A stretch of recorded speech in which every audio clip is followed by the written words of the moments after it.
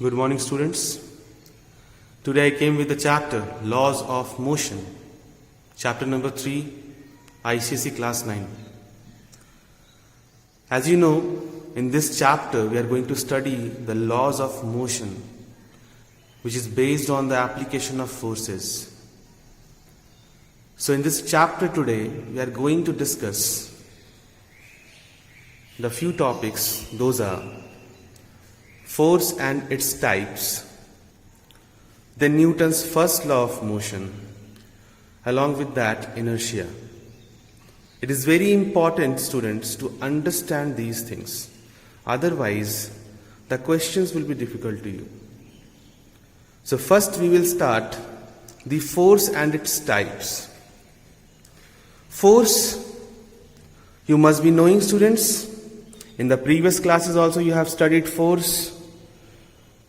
But I will give the introductory part of that so that there will be no problem.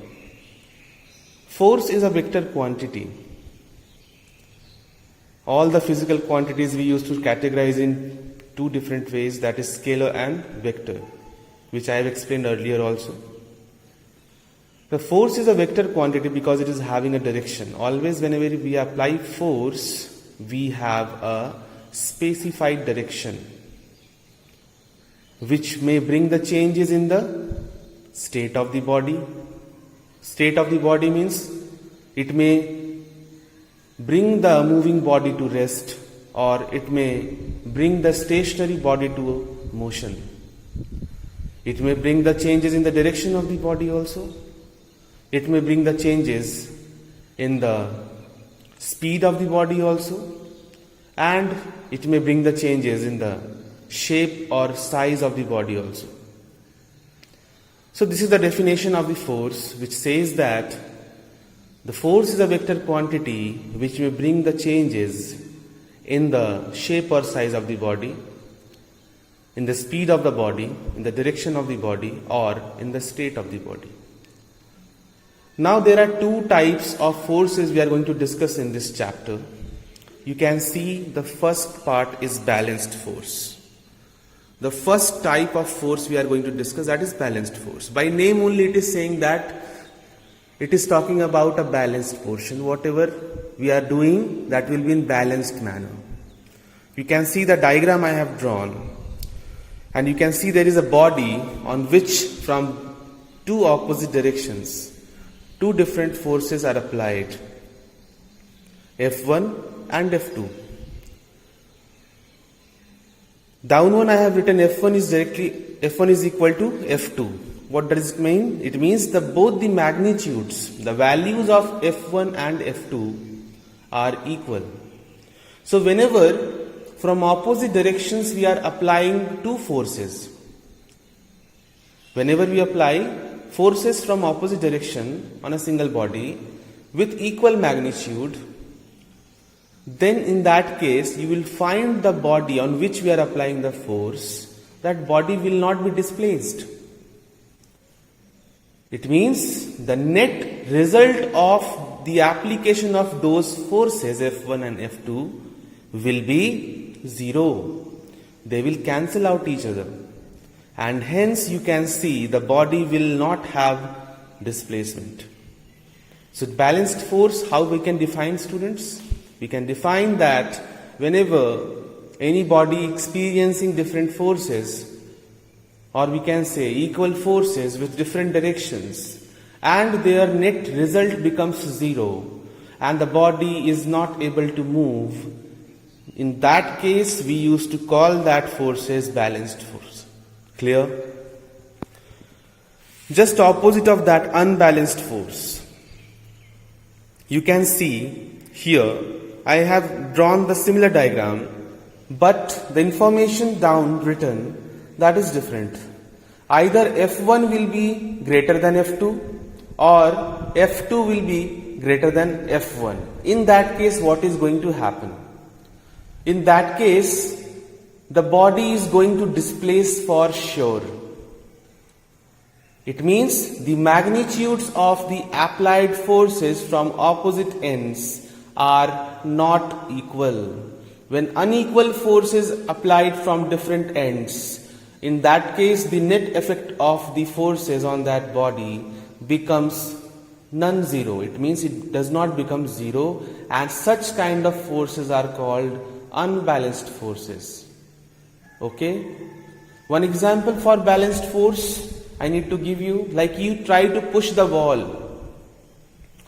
Whatever amount of force you are applying to the wall, the same amount of force the wall is also applying to you, and hence there will be no displacement to the wall. There are so many examples like that. Unbalanced force. For example, if a moving vehicle is coming towards you, and that vehicle is suppose a truck with a velocity of 10 km per hour, very slow speed I am taking, and you try to push the truck against its motion, will you be able to push that truck? No. The force applied by the truck to your body is very, very great in greater amount as compared to your applied force on the truck, students. In that case, the body of yours, our body will be pushed back by the truck. It means the force applied by the truck is far more than our body's applied force. So I hope you have understood the balanced and unbalanced force, students. Now we'll go for the Newton's first law of motion. Now students, we are going to understand the Newton's first law of motion.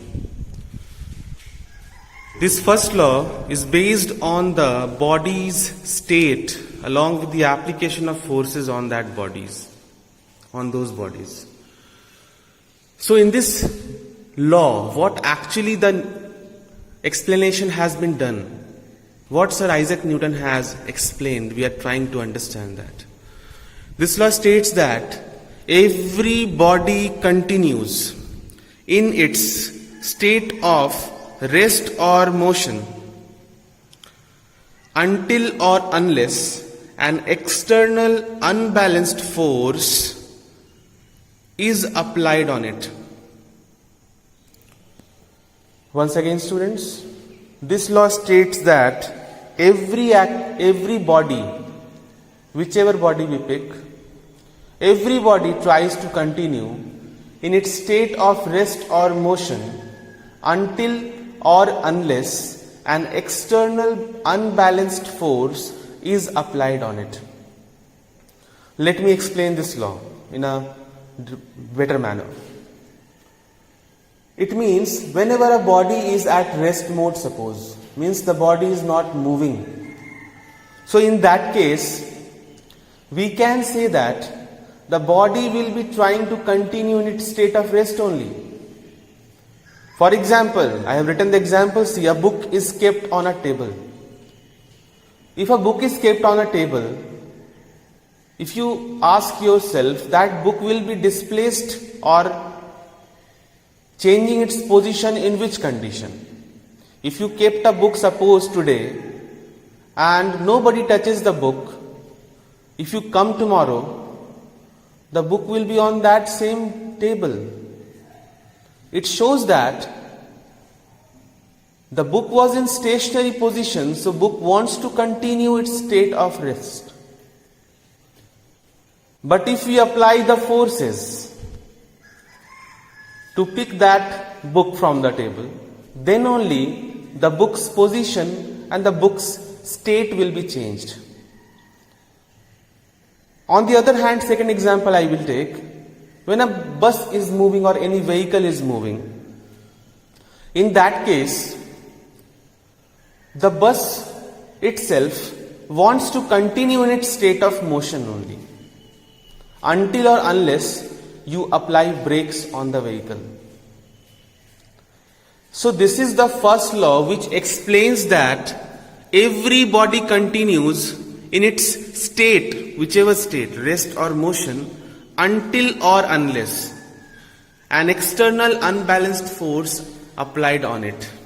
It means if we don't apply the force, the body's state will not be changed. I hope it is clear, students. There are so many examples in the book. You please go through. Doubts will be there, you please contact me.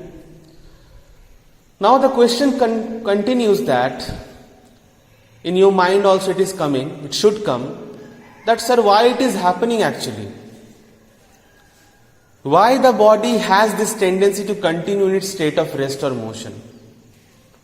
Very good question if you have thought like this. Why the body tries to continue? Why so rigidness is there in those bodies? So the reason is that inertia, students. This tendency of the body to continue in its state of rest or motion, that is called inertia. Okay? So now we will go for the inertia of the body. So now students, I came with the topic again, that is inertia, which I discussed in the Newton's first law of motion. What is this inertia? We try to understand. The resistive tendency of any body to continue its state of rest or motion even after the application of the force on it is called inertia. It means if we apply force on any body, suppose a book is kept on the table, I said, na? The book tries to continue in its state of rest only. And how the book is changed its position? Because we have applied a certain amount of force. If suppose in place of that book I have kept a huge iron body, suppose a mass of 50 kg, suppose I have kept there. So what do you think? It will be so easy for us to lift that load as we have lifted the book from the table? I hope your answers will be no. The reason, students, very simple it is. This resistive tendency is there with every single body, every single particle. And that tendency is not allowing that body to change its state very easily. Now the question comes, sir, if you are saying this, then why that book has changed its position? Reason is that our body was able to produce or create that much amount of force on that body so that the book has been lifted up. But when we are lifting the 50 kg or 100 kg or 200 kg of mass, in that case our hands will be not in comfortable state to create that much of force on that bodies. Rather, those bodies are able to sustain with their resistive tendency to continue their state of rest. In the same way, if a moving body is there, I have taken the example of the moving truck also. You can see the truck will be stopped only when the brakes will be applied. 1 or 2 person will not be able to stop that vehicle. Reason, the truck's mass has increased, or it is more than our body's mass, and hence its resistive tendency also increases. In simple words, we will try to understand the resistive tendency of the body, any body, to continue its state of rest or motion even after the application of force on it is called inertia. There are 2 types of inertia, students: inertia of rest and inertia of motion. So, in this video, what I have tried to show you, to demonstrate you, to explain to you, I hope you have understood. If you have any questions, students, you please write in comment box. And I request you to go through all these topics once again.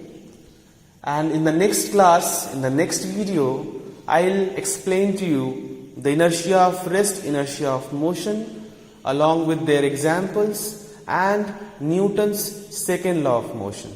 Till then, students, keep revising, keep practicing. Have a good day.